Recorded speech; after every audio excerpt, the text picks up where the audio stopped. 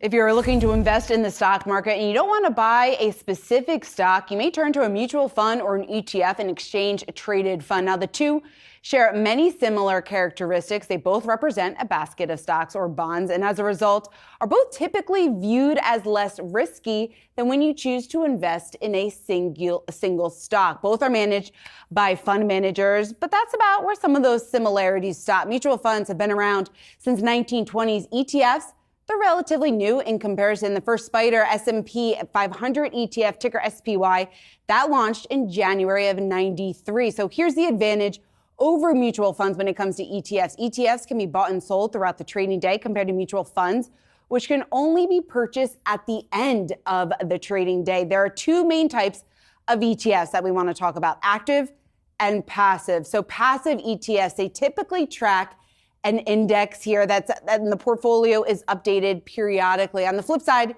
you have active ETFs, and like their name implies, actively managed by their investment managers. As a result, investing in active ETFs has had a slightly more human touch. And so far this year, seems like that is what more and more investors are wanting to see. More investors are pouring their money into active ETFs this year than they did last year in 2022. So let's talk about all of this. For that, we want to bring in Dave Nadig. He's VettaFi's financial futurist for this week's ETF report, brought to you by Invesco QQQ. And Dave, I think there's lots of questions about the rising popularity of these active ETFs. What's driving that? What do you think? Well, historically, this has been an index-only business, right? You mentioned the first ETFs were all index-based.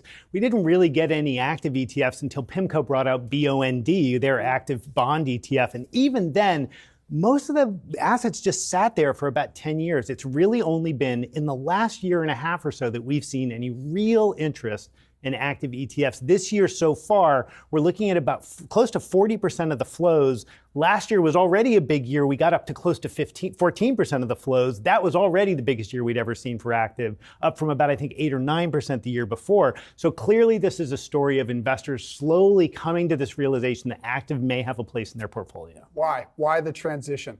Well, a couple things. One is we just had a big down market. So when you have a big down market, two things happen. One is people lose their conviction a little bit, right? They may have been in an index strategy. They just saw themselves take a haircut. Maybe now they want somebody minding the store. That's a phrase we hear all the time from financial advisors. I want somebody minding the store when the interest rates go crazy or whatever. So there's a piece of that. The other big thing is we just went through a big tax loss harvesting season. A lot of folks who were in maybe underperforming funds, whether they were active or passively managed mutual fund or ETF, took the opportunity to sell and book a loss. When they were coming back into the market in 2023, increasingly in the equity space in particular, we've seen a real interest in finding either individual portfolio managers or teams of portfolio managers to run that money. Whether or not it's going to work, you never know. Dave, the ETFs that are attracting the most amount of money when it comes to the active ETFs, what are they and why do you think those ones in particular? So they're actually fairly traditional stock picking active managers. Two that I'd highlight would be CGGR from the Capital Group, Growth Fund of America. Most folks know that fund by name. CGGR has been beating its core benchmark, which would be the S&P 500, by about, I think about 4 or 5% so far this year already, just in the last few weeks, few months. And as a result, it's pulled in a couple $100 million, while the complex of S&P 500 index ETFs has actually seen $10 billion flow out in just 8 weeks. So clearly that's a real reallocation we're seeing. Given the language from the Fed, we heard some officials talking today about, a 25 could be a 50, holding until middle of 24. Does that lend itself to one or the other? Well, I think it lends itself for people questioning their allocations. And anytime that happens, there's a couple, like I said, there are a couple things that happens. One is that choice of that conviction shakes. But the other is you start looking for what could I have done better, right?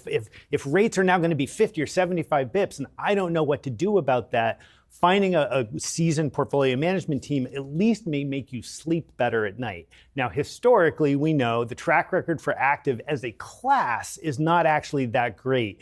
Last year was better than many years in the past, but still only about 45% of active managers managed to beat their benchmark last year, and that was a great year.